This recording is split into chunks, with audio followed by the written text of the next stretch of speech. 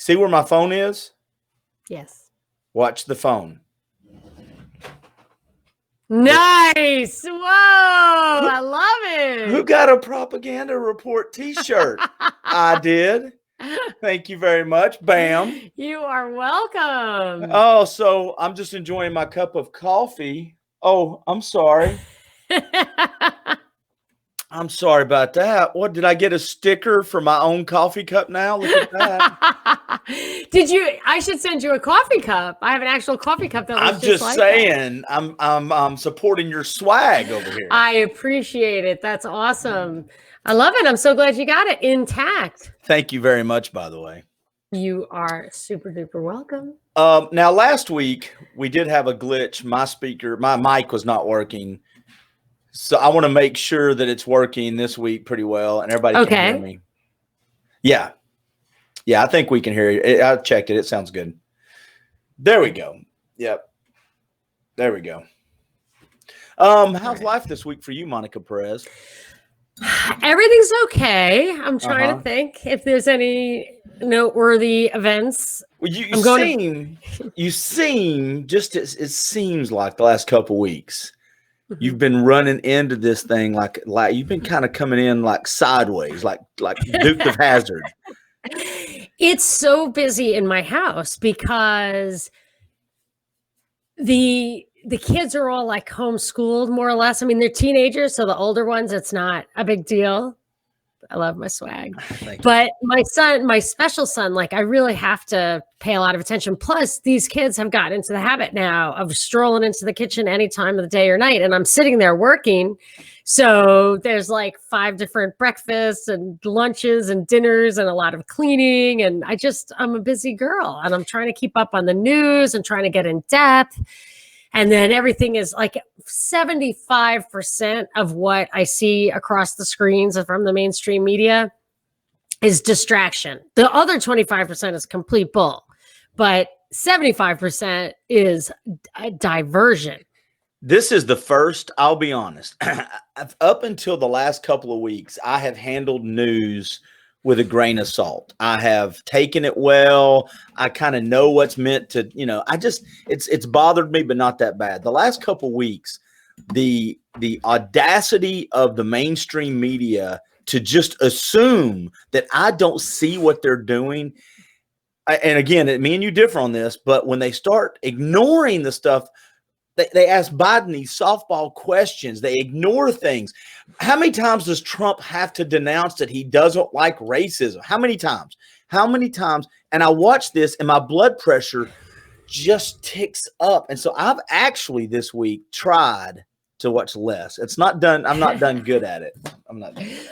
Well, I think that part of all of that is to make you be on Trump's side. And they do it blatantly to make you feel divided and oppressed. They do all this stuff to make each side feel like everything is very one-sided.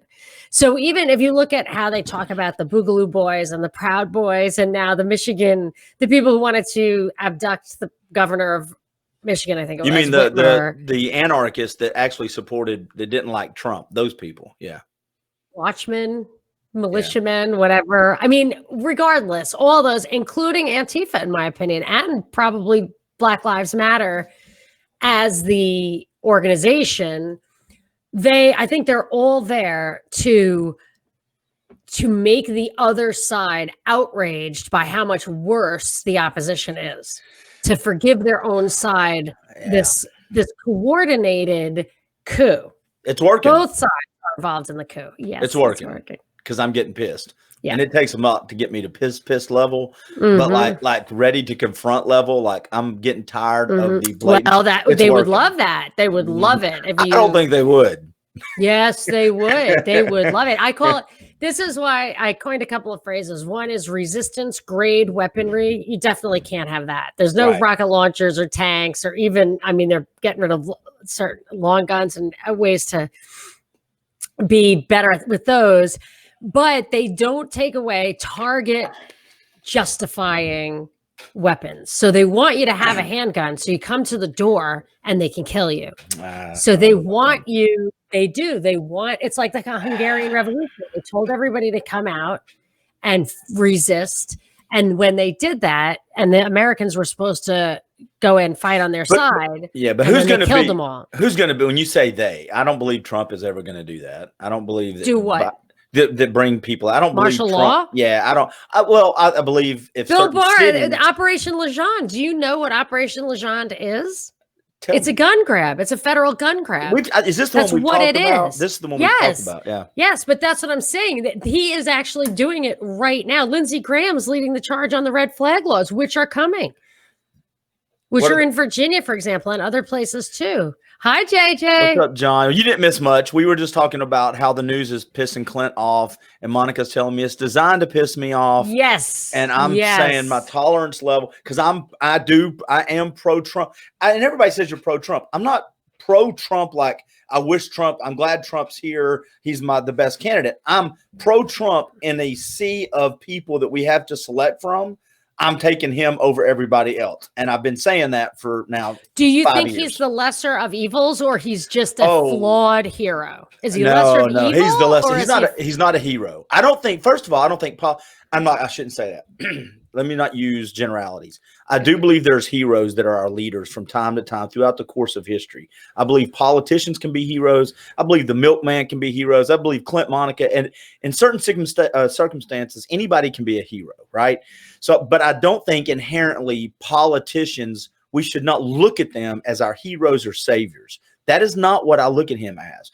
But I do look at some of the things that he represents. If you lay down the things that the Republicans are supposed to represent, I'm not saying we always march like we're supposed to march, and the things that the Democrats represent right now, I would vote Republican, because those things, those values, even if we've gone away from them a little bit, if we were to migrate back to the center of the Republican values, I like that agenda better than I like the liberal agenda.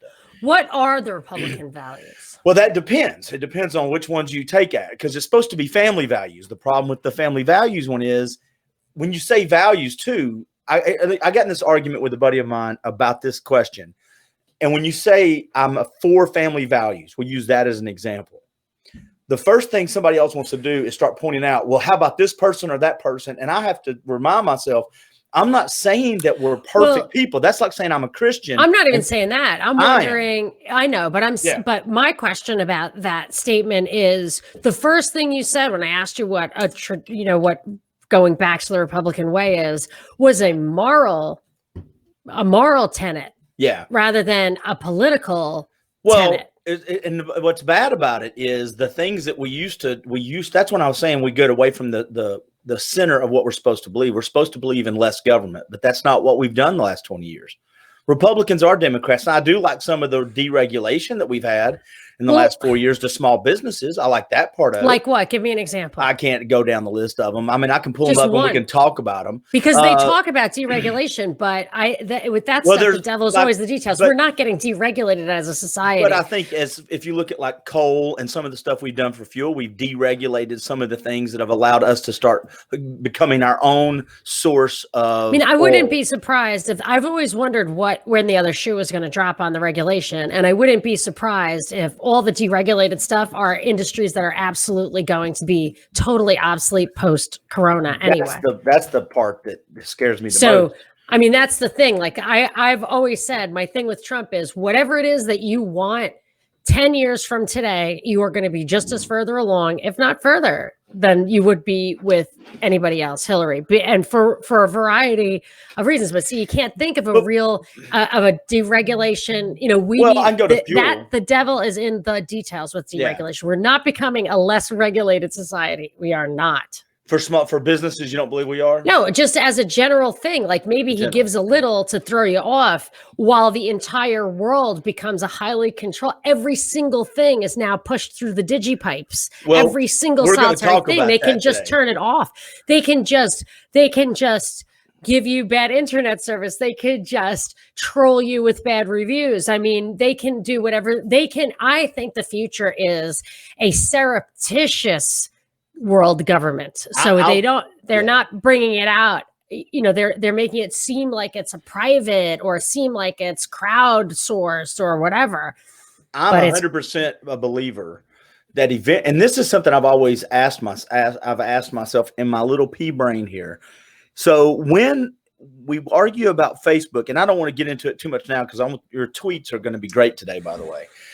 but if they can turn Facebook, if Facebook can say this is allowed and this isn't, Twitter says this is allowed and this isn't, when is the government going to make a grab? And they probably already have. If you look at Google versus DuckDuckGo, I get it. But when are they just going to be able to say, this is information you can't have? The internet is closed off to you at this point. We are not going to have this portion of the internet. When you type this website in, it no longer exists. Yeah, that happened in a big way in 2018 when on February 14th, 2018, when Parkland happened, that story of Parkland, which we still don't know, I think, the truth about.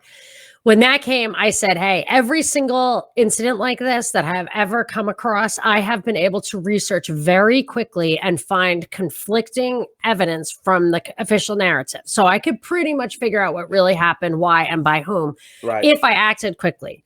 That day, there was absolutely nothing. There was no independent people on the ground sending their videos up. I mean, these were thousands of kids who were getting shot up. They were all in closets on their phones, and you got none of that. I don't know why, but you got none of that. And I said that week, this is the end of the internet. And funny enough, in August, my site was taken down of WordPress, and I have never recovered. I mean, WordPress is a fantastic platform for people. It's very cheap, easy to use. It's fantastic. And the fact that I've had to, I don't know anything about this stuff. I don't have extra money. I don't have extra time. I've tried to rebuild it. I cannot rebuild an entire platform myself. It's just something I don't have. I could probably figure it out, but I just don't have the time. So now I have to put money into it. It's still not there. You still cannot easily find the many articles I wrote over the years about ideology, economics, politics, a lot of things. See, that I guess that's what I'm alluding to, and that scares me the most, is because I think eventually the argument's going to go from Twitter and Facebook, the censorship argument, to the thing's just going to disappear. It's just the internet is just not going to. You're just not going to be able to. And by the way, those websites and those articles aren't gone. But guess what, Clint? You just don't. You have limited access to the internet because you have this certain. We talked about this. You have a social score. Your social score is so low, Clint, that we really don't trust you to get on the internet right now. So there are some sites where when I go through my Firefox browser, it says I have been denied access to that site. But if I go to Safari, that's happened to me many times, and I don't know why. I doubt it's me, but it could be. It could be me. Then there's stuff that's 404, it gets pulled down. But one of the tweets I sent out, which I think it would be a good time to talk about, is the Section 230. That's what I was going to get to. Hey, real quick, let's go through some comments, and then let's talk about Section 230. Let's talk about that. JJ Boogie, they may ease up a little bit on some, and I agree with that. They absolutely do. And but the problem with it is we're talking about all this now, but it's not new to the Trump era. It's not new to the Biden era. This has been going on for 20 years. This is our longer. Yeah, Trump is the old stuff on steroids, in my opinion. He's a clown, a big distraction. You stop. It's true. That's why I know he's going to win and not Biden. Trump has been worse on gun rights than Obama. That may be true because he appeases because people like you don't want to hear it. Hey. La la la. But here's the thing. Look, I don't even hear you. I don't hear you. I can't even hear it. This is the thing. The big distraction. Here's the thing. Trump provides a tremendous distraction and really keeps the patriots down, really keeps the armed citizens down. He does. So he is definitely either there's going to be like an all-out 3-month back and forth with who's going to be president. But 1 year from now, the guy who lives in the White House, I believe, will be Trump or Kamala Harris. Republican. It won't be Biden. Oh, could be Kamala Harris because she could be his vice president. Biden will not be. But you know she could be his vice president, right? Yeah. Well, you realize she could be Trump's vice president. Because if there's a contested, or they call it contingent election, that's what Binkley says. But I think that's I believe him, but I think it's a weird expression. Anyway. By the way, real quick, you need to be nice to me. I'm showing your swag. So quit being hard on Trump, damn it. I should have sent you a mug so that you could really You could really throw it out there. Thank you. I am nice to you. What, isn't this part of the fun? Yes, absolutely. It wouldn't work at all if we agreed. You don't have me here because I agree. No. Why do you have me?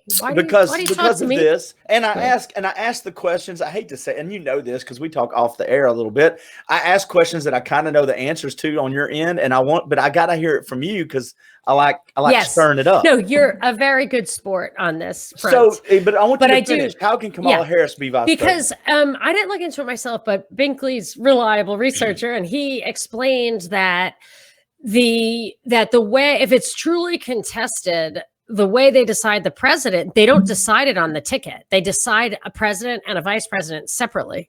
And I think the Senate decides the president and the Congress decides the vice president. I think it has to be that way, or Binkley wouldn't have said the Trump-Harris thing rather than a Biden-Pence thing. So if that were to happen, so I would say, I just think Trump is so entertaining. He's like a magician. I mean, or Barnum, he could really, really keep the crowd occupied 24/7, and they can't give that up. Even Kamala Harris, you could hate on her for a while, but she's very boring. She's very boring. Can I show you some swag I'm wearing? Yeah, and then I got to show some more comments.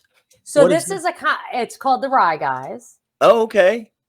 And it's a sponsor of ours who makes really witty. This has all this really funny propaganda quotes on the back, really witty T-shirts, and I feel like they're great Christmas presents. So I just like to throw out the Rye Guys. The Rye Guys, and is it WRY? Is that how it's spelled? WRYGUYS.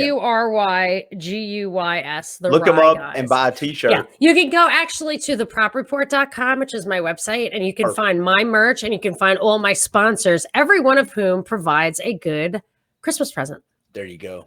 Hey, look at this. This is a buddy of mine, Chuck Vonshoff. I went to high school with him. He doesn't live in this area now, but he goes, I'm voting for Trump for the reason my good friend Dana said, I'm not going to start drinking arsenic just because I don't like the taste of coffee.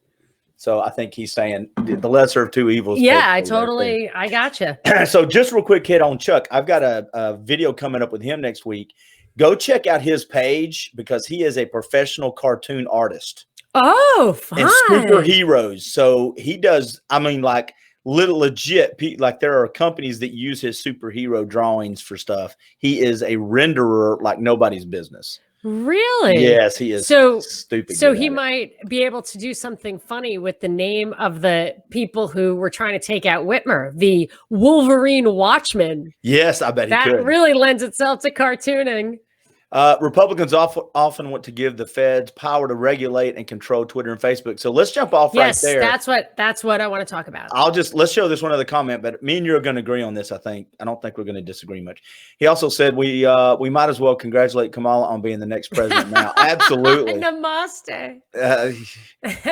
She will be your next president because Biden cannot put 2 and 3 together and come up with I don't think Biden. I think it's going to either be Trump or a decision by the legislators. Yeah. And I just don't think Biden or Pence, but I just absolutely do not think Biden. And I took a poll and 1,000 people answered the poll. And I answered it. I was one of your answers. Yeah. 75 to 80% at any given time that I checked the poll said Trump would be the president.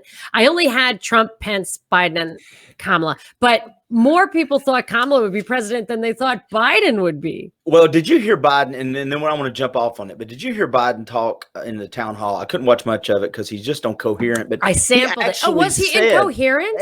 Some stuff he says he can't remember stuff. But there was one thing. Did he do that in that one? I thought he didn't. No, but he alluded to that an 8 to 10-year-old should not be that might be able to start their transition into if they feel like if a boy feels like he's a girl feels like he's a boy. I listened to that part twice to make sure I wasn't misunderstanding him. And he goes like, listen, if they feel that way, there should be no discrimination. And I'm like, listen, my 8-year-old, it frustrated me so bad because it's more and more things I feel like are being put in place that 5 years from now, we're talking about them now like they're crazy. 5 years from now, if your child feels a certain way and you as a parent say, no, you're only 8, we don't want it.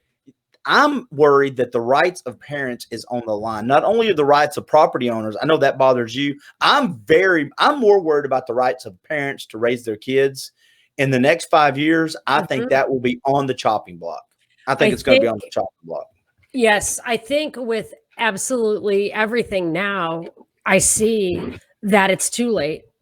It's too late for everything because, like, when California went mandatory vax, so you could not send your kid a couple of years ago, I think they did this, to a private school without getting them vaccinated, without slicing open their veins and putting in heavy metals and pathogenic microorganisms, that you could not send your kid to school unless you did that. Aluminum. Well, yeah. So I feel like once they did that, it was very clear that we had no rights, and they're going to do that now. And it's going to be the same way. It's going to be a backdoor. They're going to say, you can't. I mean, my kids are looking forward to the vaccine because they want to go to concerts. Well, here's the thing. You look at it now, and you've talked about headlines where somebody's had a BB gun or a regular gun in the background. There's a kid now that got kicked off of Zoom because he had a Trump flag in the background of his house, and authorities are sent to these people's houses if they think they see a gun. Well, I'm thinking, and I heard this on another podcast, matter of fact, I heard it on the Ben Shapiro podcast. I love Ben Shapiro. He bashes Trump as much as any of them, believe it or not, if you listen to him. And he was talking about he sees it 5 to 10 years down the road. If your 8-year-old comes to school and says, I feel this way today, and they come back tomorrow and say, well, my mom and dad said I don't feel that way.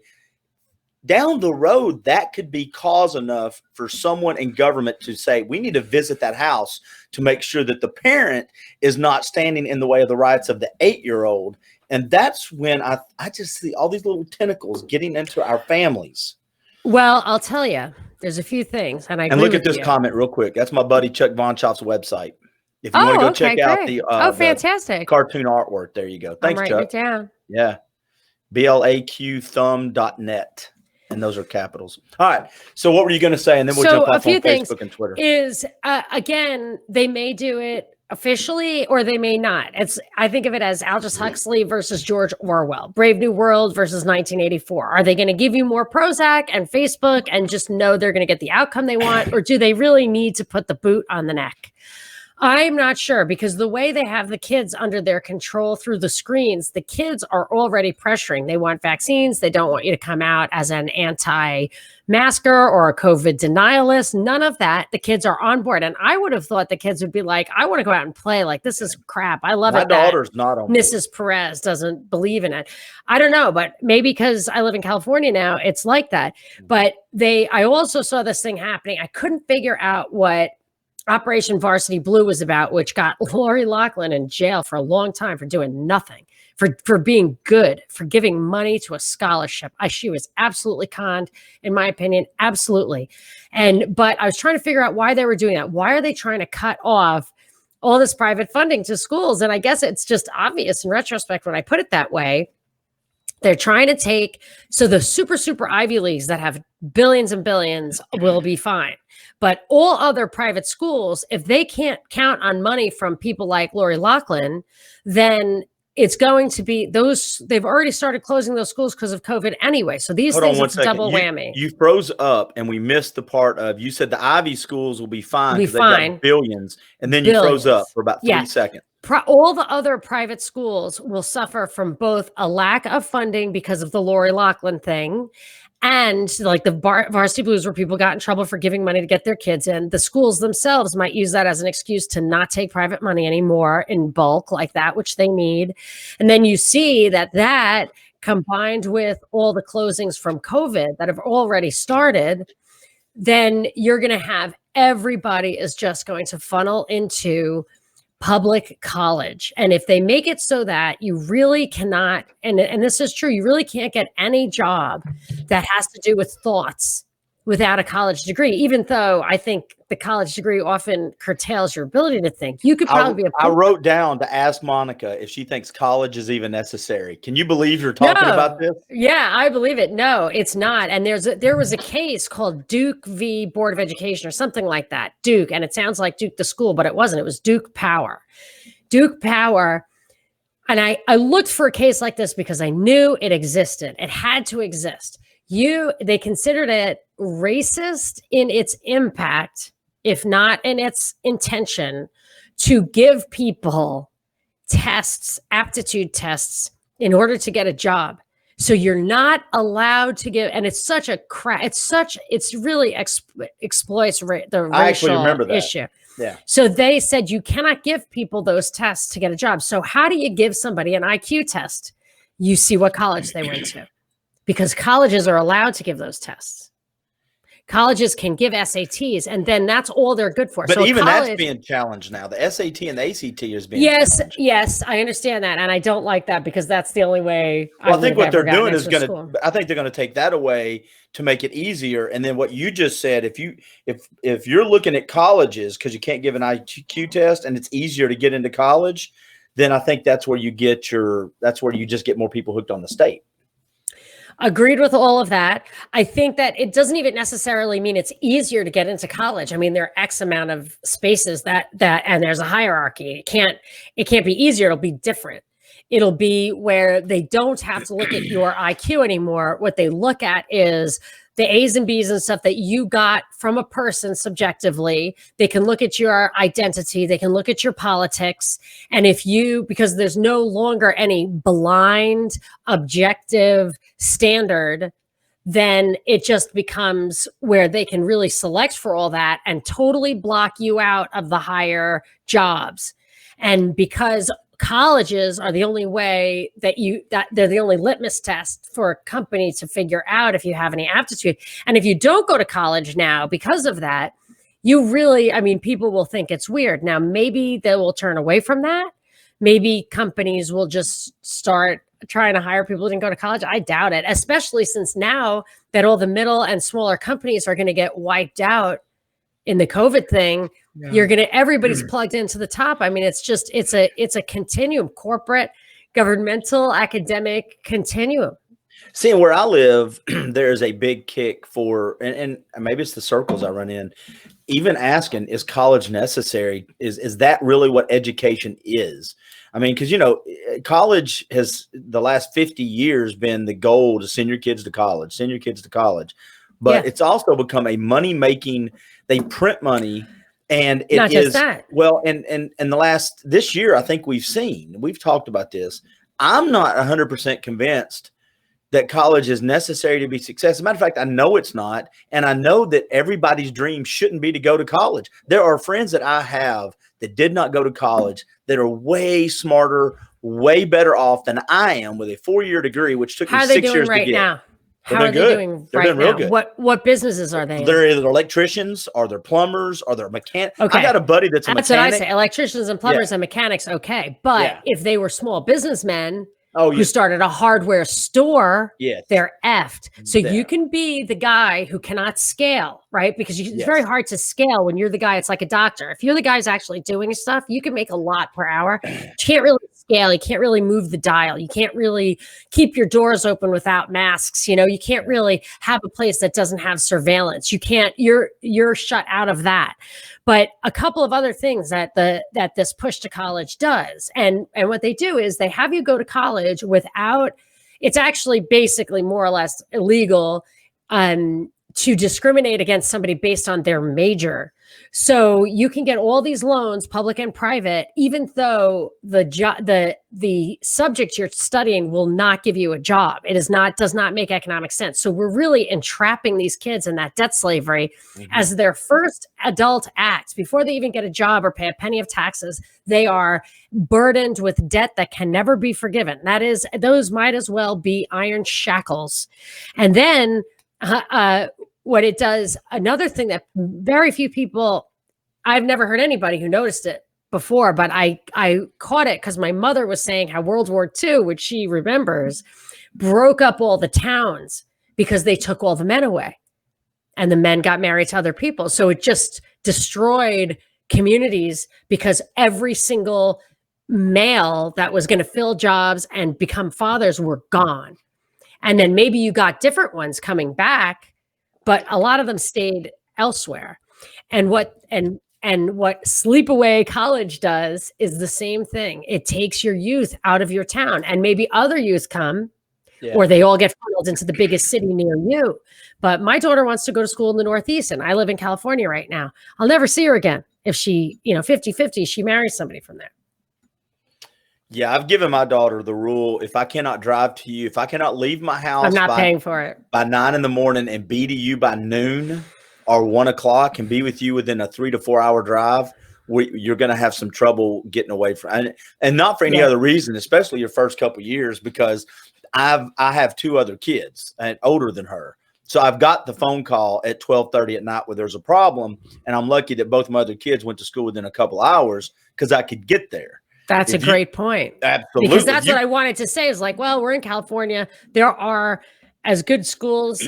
You know, I don't like the public school idea, but most of the private schools also follow these dumb agendas. So if you can get the kid to do something like science, my daughter takes Latin. If I could get her to major in Latin, you know, I think you could send them to those schools just as well as the other ones. I don't know. Yeah. I've said to them, if you don't want to go to school, tell me now. We'll take whatever money we were going to spend for that. I'll buy a house. We can flip the house and you can be, you can try to do that. I wanted my son to apprentice at one summer as a tile guy, one summer as a carpenter, one summer. I want him to apprentice. I would pay the guy or I would pay him and the guy wouldn't have to pay. I've always envisioned that, but kids don't think that way. And of course I'm not the only decision maker. If I can't get to you, if I cannot get to you within 3 or 4 hours, you don't get to go. That's just good point. That's a great one. The phone calls. I had a phone call from my oldest son, 12:30. Somebody was breaking into his apartment in college because they thought it was a different apartment. He's on the phone with the police. His roommate's on the phone with the police, and he's calling me. And I'm literally doing, hazards on 100 miles an hour going 90 miles from here. Oh, my gosh. So, but it sounds like it was okay, or we'd hear a longer story. Well, remember, we talked about everybody's got a past, right? Hey, so we didn't do 2:30. We're getting ready to get into it. So I've got text. I mean, I've got your tweets up here. Let's do this. Let's skip some of the other ones and go straight to the 2:30 one, and then we'll touch on the other ones because this is a big one to me, and I think you and I will have some common ground here. Why don't you explain the 2:30 to folks, and then where you see the cliff that we're about to jump off at? I want to get the exact that writing, that expression about 2:30 created the internet. Do you have that? I don't have. I can pull it up. I mean, I've got your tweet right here. But my issue comes from. Okay, what is Section 230? It's often called the law that created the internet, and it's just a section of the Decency Act. And it says no provider or user of an interactive computer service shall be treated as the publisher or speaker of any information provided by another information content provider. That's right. So WordPress was not responsible for what I put on WordPress, even though they took me down without explanation. Now, this is the thing. So you've got Twitter, you've got Facebook, you've got all these gigantic monolithic niche fillers throughout the internet, so that the internet, depending on how you define what you're talking about, you can either say that they're all monopolies within one subcategory of the internet, or it's a big oligopoly across the board. But regardless, these people have massive power because they were first mover advantage that were grossly favored by the US government, if not downright created by it, through contests, through picking winners, through a lot of that stuff. And then they have the advantage of having a network effect. They're already there. Everybody's on it. It's very hard to start a new one. Mm-hmm. And there have been articles written about that from a lot of different sources. My favorite one is in Quartz. It's how the NSA created Google. It's a really good one, boy. And so when you look at now, they're like, well, the reason is what it does. It says that you are not legally responsible for what people write on your thing. So it can't be fraud, libel, dangerous things, inciting riot. You're not responsible for it because it would be very hard to police that. It would be very, very hard to pay for that kind of curation. Right. But on the other hand, you are permitted to censor. You are permitted to curate so that you can develop a certain tone or mood or vibe or, brand of your product. So you can have your cake and eat it too. That's what I was going to ask. Now, and you can step on my toes here because I'm asking from, headlines. I don't know the details. But isn't the difference between that and being a publisher. If you're going to become a publisher, then all of a sudden you are responsible, right? If you're publishing that, like the newspaper or a radio show, even whatever you say is your responsibility. And if you are telling me that I can censor stuff, all of a sudden I'm saying, okay, I'm not just the curator of this. I'm actually choosing what goes out. Don't you automatically, isn't that becoming a publisher? Isn't that what the argument is? You can argue that. That's the argument. How do you want to look at it? And I would say, because, look, I don't know. I wouldn't. Well, between the two of us, if you don't know, we're screwed. No, I'm not saying I don't know, but I would say, I think that's missing the point. It's taking me a lot to really intuit what it means. So that's what I'm trying to explain. Yeah. But as far as the publisher goes, publishers have editors. Radio programs have program directors. They are very involved in a limited amount of content that takes time to push out or to get an imprimatur. So WSB had 10 shows, and they listened to it. And if there was a vulgarity or whatever, there was a drop. If somebody called and said, let's go riot, the board operator has dropped calls of mine, just like, you cannot say stuff like that, and dropped it. So you have this apparatus on top of there, and you are responsible for the content. If your content producer doesn't show up for a radio show, the program director could get on there and say it. If you're publishing a newspaper, you don't send your article to the printer, you send your article to the editor, and he sends it to the printer. Right. That is the format. That is the business model. That is the publication process. There are middlemen. It's totally self-contained, and they push it out. And because of that, they're both responsible for it and entitled to curate it. But the other stuff, it's a totally different thing. It's a format, maybe like the way I don't know if you can bring in the First Amendment stuff. Like when you go to the grocery store, they're allowed to hand out flyers of like campaign ads, but right. I never heard that the grocery store was responsible for the claims in the flyers, because it's a First Amendment thing. If you use the cops to parole your parking lot, they're allowed to have First Amendment rights there. It gets a little weird. I'm not sure I agree with it, but with this, they're debating, is it a publisher? And they're saying, well, if it isn't a publisher, then they are not permitted to curate, because that would violate the First Amendment, I guess, if you use, and I've always said that's because you're using patents, you're using government to secure your business. I'm thinking that. Nobody's ever else has said that. I don't know if it's true, but if it isn't a publisher, then you have no responsibility. So if it is, you would have the responsibility. If it isn't, you wouldn't.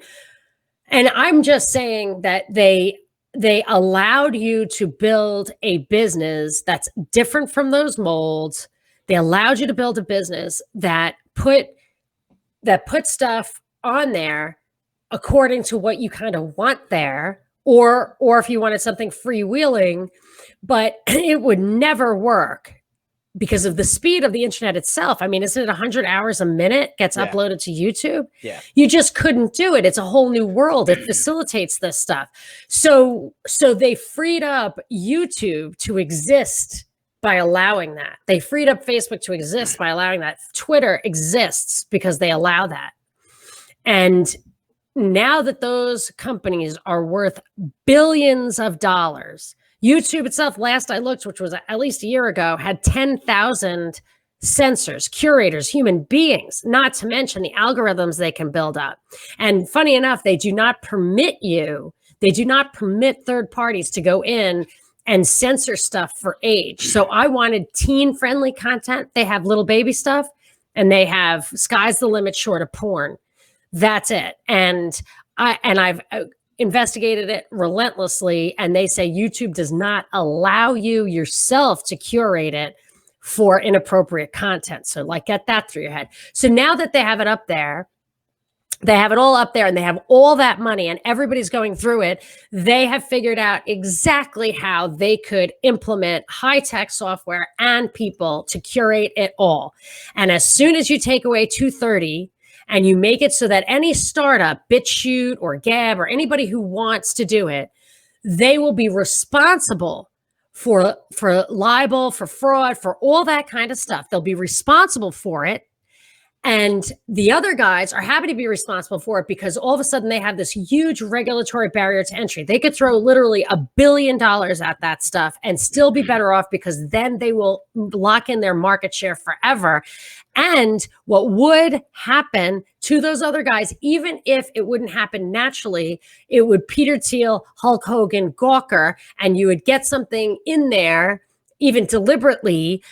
They say like there's this really good Reddit site that got just trolled with kiddie porn. And there was another Gab, Gab gets trolled with that stuff. What they do is some evil people, eBay was really in trouble for some real evil backdoor stuff where they were actually harassing people in their homes for stuff they put on the internet about something eBay related. So don't think these corporations aren't going to resort to dirty pool. They will go and blow up those sites on purpose by putting dangerous things on there, false flags, and you're never going to have any competition ever, ever, ever. What you see now, the wool will close. And then since those guys are all in bed with the government, they are going to de facto censor without any laws being passed. They tried it with CISPA and SOPA. And people went crazy. So they can't do it above board. They have to do it behind the scenes. And that's what this will be. Thank you, Trump. All right. Thank you. I agree. So you just had to. Look at you. I've taught you so well. You just dig. All right. So I want to make sure I understand this. And because you said a bunch of stuff that I want to make sure I can parse out right. So currently, the way I understood it, Facebook, and let's just say Facebook, but we'll say social media, but whatever, Facebook, Twitter, whatever. You put something out. Their job is to be the platform that simply says it's out there, have at it. What they've done, though, is they've said it's out there. We don't like this. We don't like this. We don't like this. And they're permitted to do that because of Section 230. Right. And I'll give you a good example.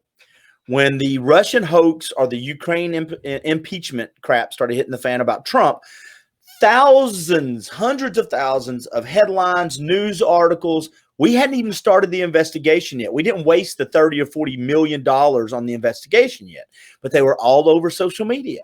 My friends were sharing them. As soon as Biden's come out, as far as headlines go, we haven't even had an investigation yet. They censor it. And now you can't find it as much as it should. Now they've released that a little bit because everybody started giving them crap. My question to you though is it fixable? Is it once you've given these big tech, and we're taking advantage of it right now. Once you've given these big tech platforms the ability to host everything and then go, okay, is everybody happy with it? Yeah. Okay. Now, hey, guess what? We don't like this, or this. You don't get to see these 6 things. You now get to see the stuff we want you to see. Well, why are you on Facebook for that? Why aren't you on? I mean, I'm on Facebook for entertainment. But why aren't you on Clint Book? Now, this is where we're going to agree. Because you cannot get started. There's a company right now called, is it Rumble? That's the video company that's come out. And there's Parler. Rockfin is what I'm on. There you go. And there's Parler that's supposed to be the counter for Facebook, which are great. I've perused them. I've looked. But the chance that they ever get to 20% of the success rate of these major companies is nil. They have a very small chance. Well, not if no, that's not true. You think they do? You think they could be successful? Absolutely. I think that all along they could have been. The fact that that Facebook has such dominant market share on such an easy to enter business is in itself evidence that something is going on policy wise that prefers it. Yeah, the back door, this stuff.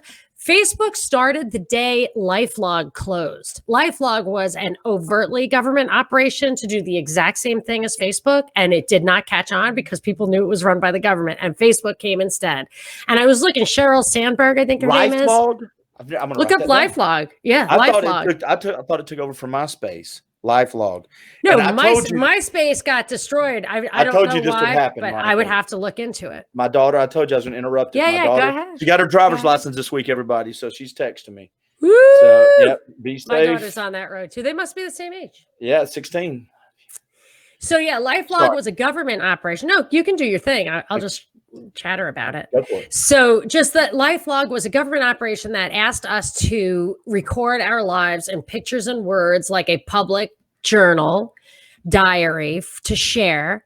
And then everybody would pick that up. But I'll tell you, I was reading something interesting that the way the internet was before Facebook is that everybody had their own blogs and vlogs. So you would go to your friend's site. You could have crossover there. And that was how it was working. It was so independent. You didn't even have a clearinghouse for it like Facebook. And what's wrong with that? Why do you need to talk to 1,000 people at once? Why does my daughter have friends she's never met? Well, I don't know. I don't see. I think if you start limiting that, I mean, I'm not limiting it. I'm not limiting it. I'm just saying why is this? How on earth did something so wide open have monopolies emerge? It should have been like herding cats. It should have been impossible for that to happen. And it wasn't, because of things like having contests at MIT that the Department of Defense funds and giving that person a huge grant. I mean, they picked Sergey Brin because of his search engine. NSA picked Sergey Brin to do Google because they wanted to use it to monitor searches, to create profiles of subcultures. Have you seen The Social Dilemma on Netflix? Have you seen that? And Sergey Brin and Zuckerberg were both in that crazy Johns Hopkins program as teens. Zuckerberg was a classics major. Zuckerberg has memory. He has memory. That's what his job is, in my opinion. There's a Netflix show called Social Dilemma. Have you seen that? Yeah. No. I think we should watch it people and talk about it next week. Okay. Because I have a hard time with propaganda. Well, it talks about how bad social media is for the brain. I mean, I've got a buddy who actually stopped using it. If you want to do it, I will put my effort into it. Yeah, they probably wanted to stop you. They probably want people who think to be off of there. So if you want, I will put the time in to watch it. And I say we watch it and discuss it next week. Okay. And then week after, or whenever you're not, because I think you have an anniversary coming up. I have two things. I'm going to be at my mom's house a week from today. So we could do this. I don't know what her internet is like, and I hate to disappoint. So I am going to plan on it, and maybe we could have my mother in the background say hi. Exactly. I think my sister, the Hidden Fran, is also going to be there. So we could do that. That'll be fun. And then November 7th, I'll be out of town for my anniversary. I'm definitely not doing a show on November 7th, but we could do it. I don't want to commit to, let's do it 17th, 24th, 30th. Yeah, we'll work it out. I'll see when I can do it, but I will put Social Dilemma on my homework pad. I do want, though, to wrap up the 2:30 conversation, because I want to get your take on it, because I think we both agree it's a trap. He's setting us up. I don't think the government should get involved in controlling that. I don't.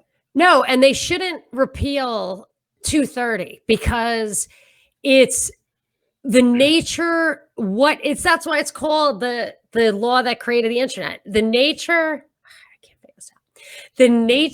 of the internet is that it gives individuals a public voice. And now that they have literally, by use of force, denied us our First Amendment right to assemble. Oh, okay. The town square is digital. And if they limit that, limit that, and you know what? Everything that's anti-government is considered domestic terrorism. So you will simply not be able to object to what the government is doing in any real way, because they will require that is censored. It'll have, you're right. It will have no push on it. They'll have no weight, no momentum. It'll just be you screaming out your front door, and that's it. That's all. Yeah. You won't be able to do anything. Totally. I know, but you got to, I was so surprised. I was in I do this thing called the Union of the Unwanted. It's such a privilege to be invited to that. Yeah, I really appreciate that. And, but the first time I was on it, I said I always try to keep it to like one sentence because there's 18 people. And the first time I was on, the only thing I said was that I was afraid that Trump would get rid of Section 230. And I was surprised because a lot of those people are very pro-Trump. And I think As they they think should that, be. I think they think he's Batman, that he's going to, that he's going to save the children and everything. But so I was surprised that they kind of jumped all over me and said, no, it would be great if he repeals 230. It'll save conservative media. But I totally disagree. I mean, it might save Republican media. But doesn't it? Aren't helping anything. I guess my problem comes from this is I feel like we're all put into categories now because I support Trump on this election.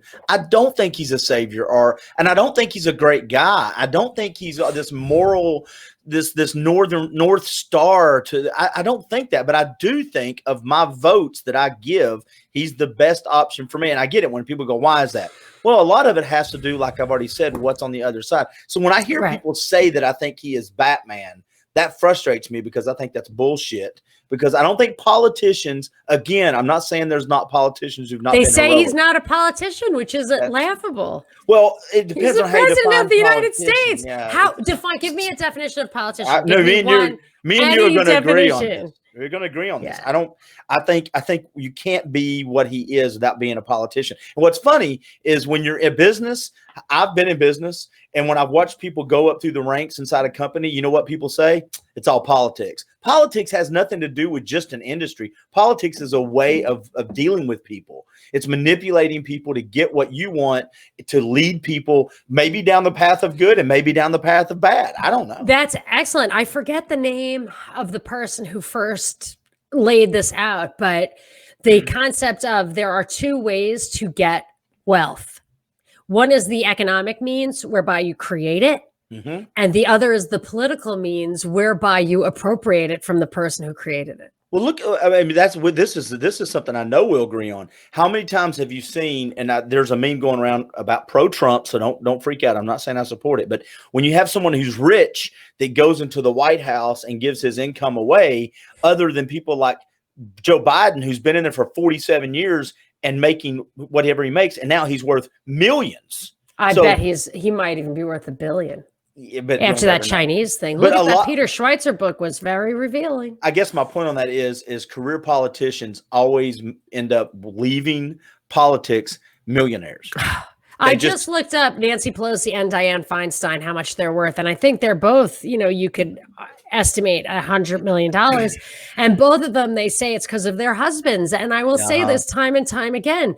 You look at these guys and every time you read an article, it's like, well, it was his wife or his wife's family. Or it's like, though, in my opinion, those other people are beards set up by the politician himself to receive the benefits of the office. I mean, that's what's happening with Hunter. Hunter Biden isn't a crackhead whoremonger for nothing. He's not like secretly by night some financial genius. He's just a face job.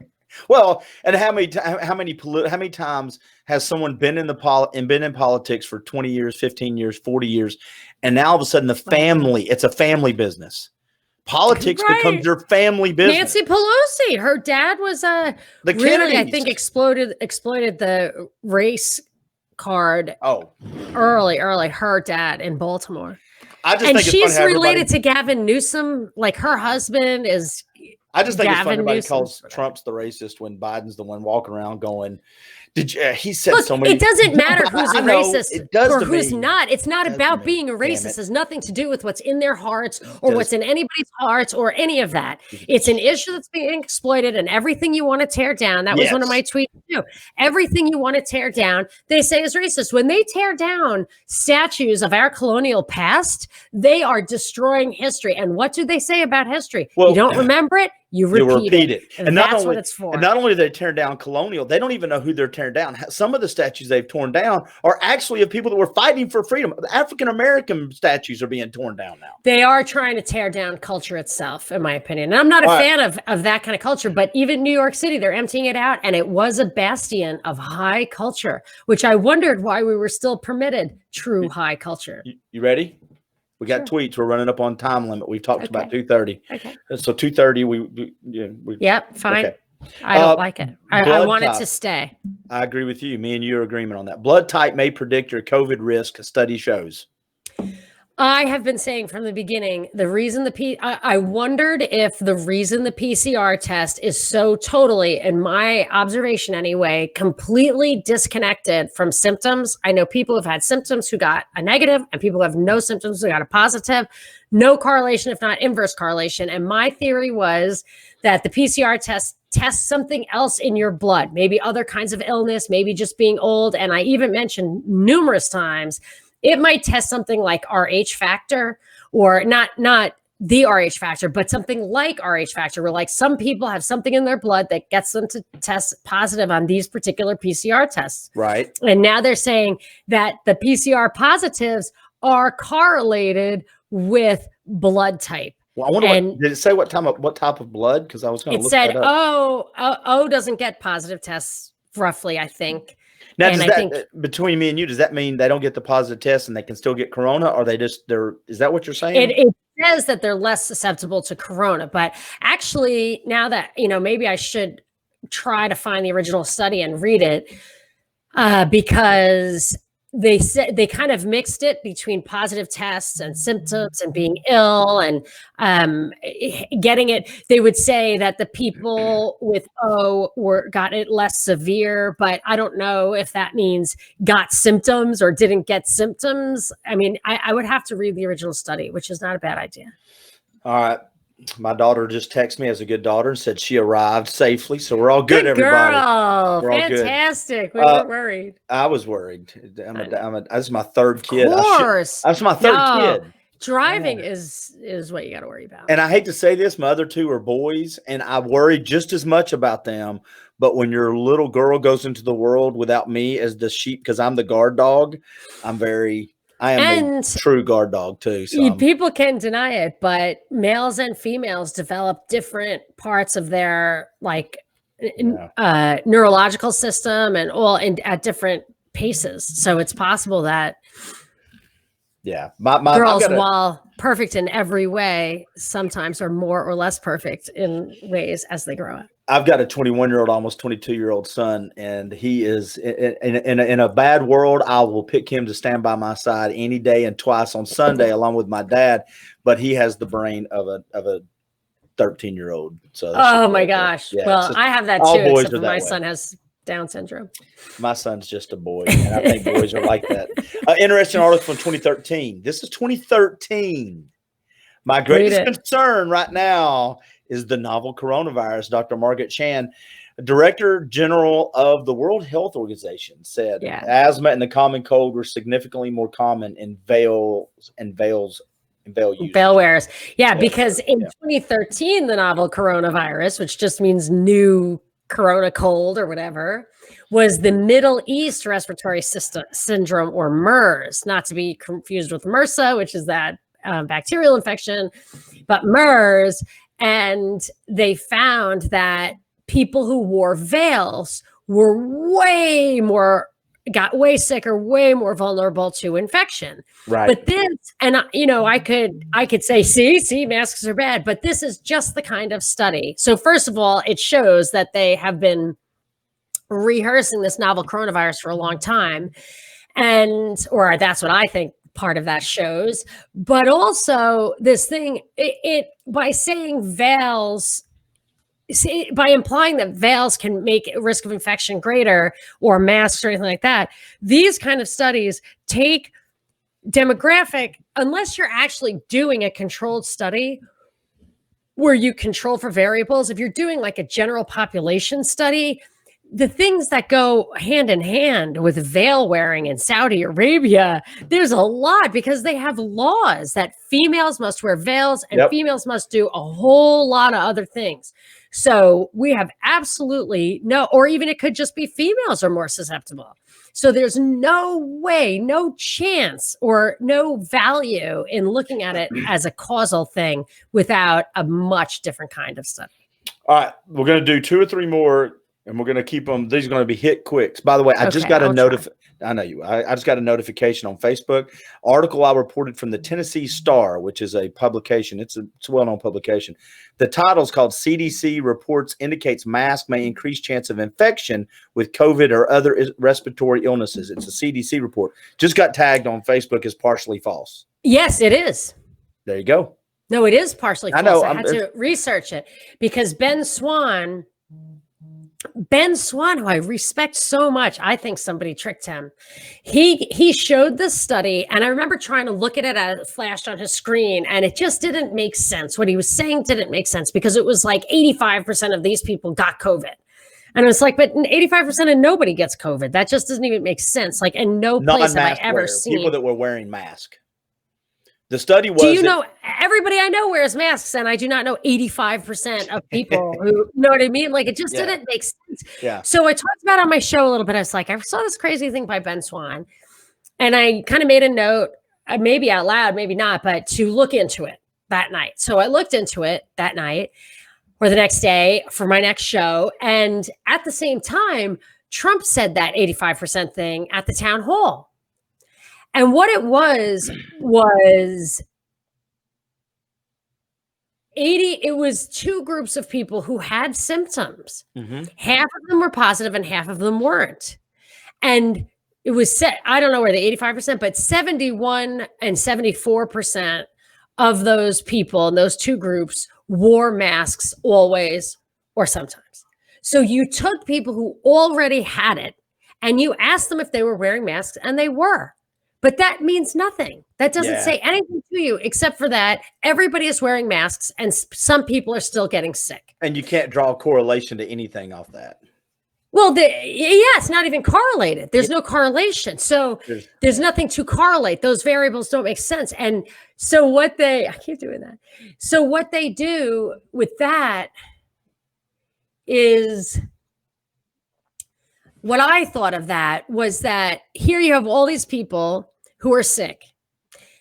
Half of them were positive and half of them weren't, and most of them wore masks.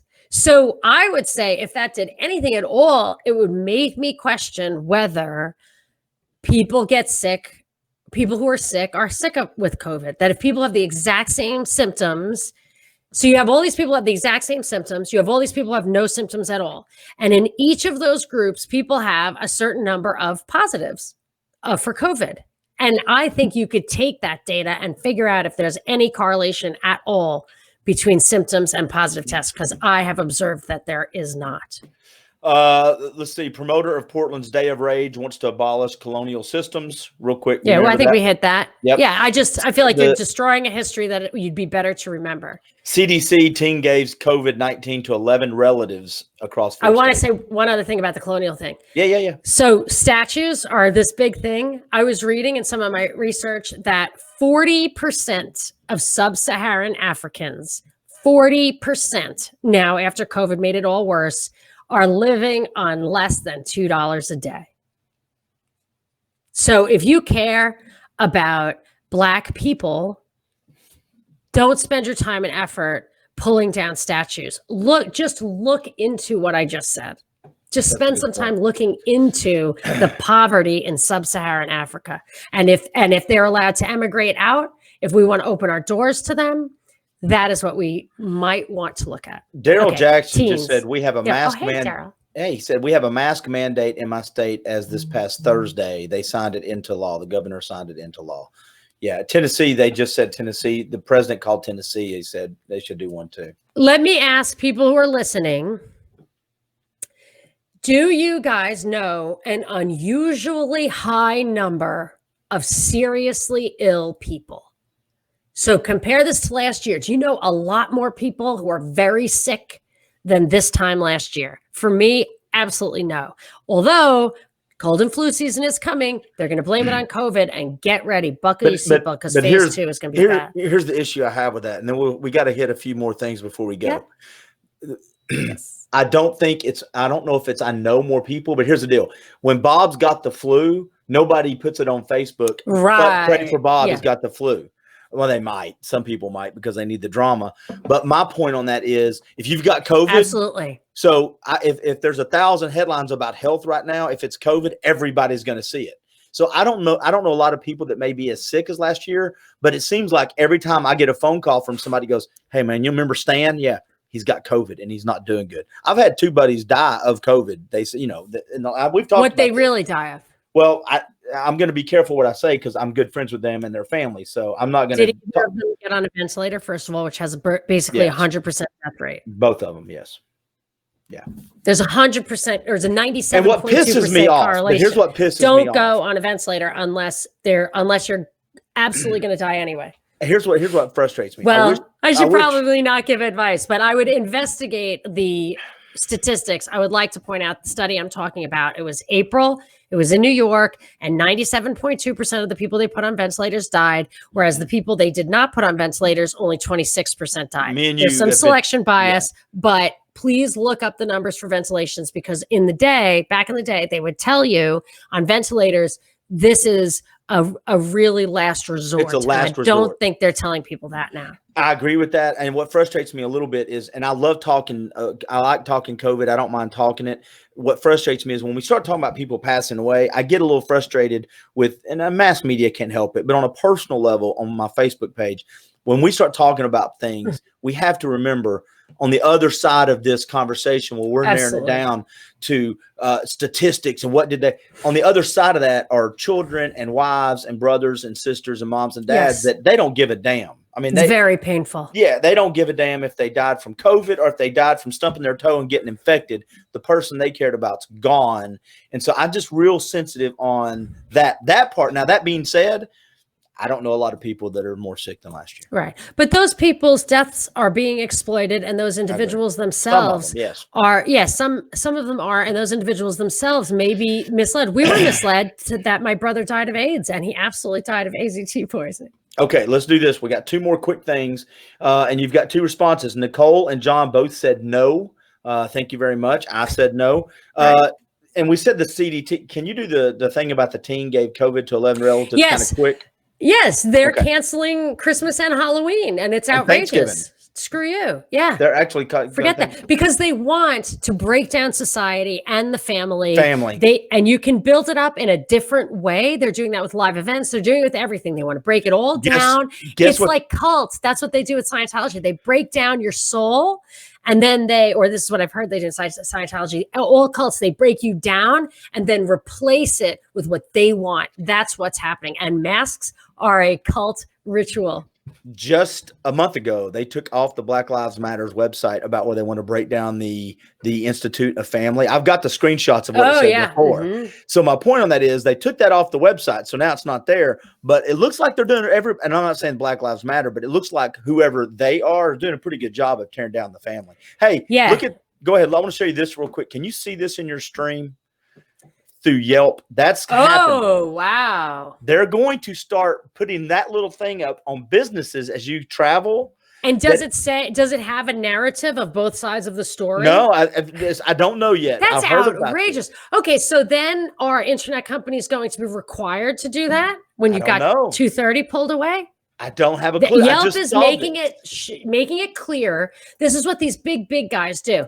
They make it clear that this kind of self-regulation is possible, which in a court of law will be used to justify blanket regulation like that. So like it is possible. It's like that's what they did with airbags. It might bankrupt some companies to require airbags in cars, but some companies can do it and it's worth it. So then you always get this oligopolization in an industry that has high regulatory barriers to entry, and Yelp is leading the way so that it will never have any competition. But here's exactly, and what you said earlier plays into that. All it takes is for a bunch of people to start saying racist, I'm blaming racist, and Yelp will pop it up. We don't want these businesses in business. Right. Next thing you know. Credibly accused. What does that mean? Every accusation is credible if it's within the realm of possibility. Unless it's Joe Biden and they just pull it off Facebook and you don't ever see it. Hey, so tell me this. If by some chance somebody watches this, because I know I've got a role and you do too, and they go, I want more propaganda report. I want a t-shirt. I want a Rye Guy shirt. Yeah. How do they put that sticker on your laptop. How do they find out more about your podcast, Monica?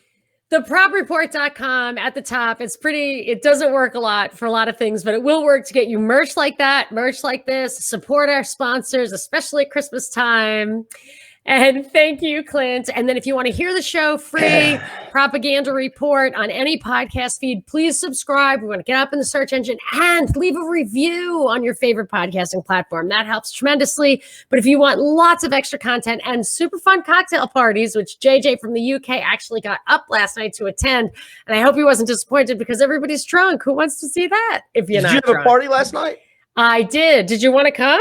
You're always welcome, Clint. I'm always welcome, but you don't seem hungover today, so it must have been a pretty tame party. No, I'm not. I don't know what happened. Oh, I had to do a podcast after. So anyway, I know, long story. I won't get into it. But anyway, patreon.com/propaganda report, all sorts of Monica and Brad goodies. We're going to wrap this up by saying this. I saw your interview last week you did after my show with the lady. I can't remember her Melody name. Krell. Great interview. Yes. And I think you... That's on my YouTube channel. So it's youtube.com/Monica Perez. I want to support your efforts to do more interviews like that because you're really good at them. Good job. And the Union of the Unwanted is there. And all of these shows are there on my YouTube channel. Go check her out. Hey, Monica. You're so good, Clint. Yeah. So say what you got because people come... No. I get hundreds of watches of this during show the break, on my yeah, YouTube. But during the break podcast on Apple or all your podcast platforms, marketingmixradio.com. I talk to business owners. We talk leadership, creativity, and marketing. Dayfire podcast. I just released 2 or 3. If you love stories about the great outdoors, we just did one that got released yesterday about survival skills in different ways.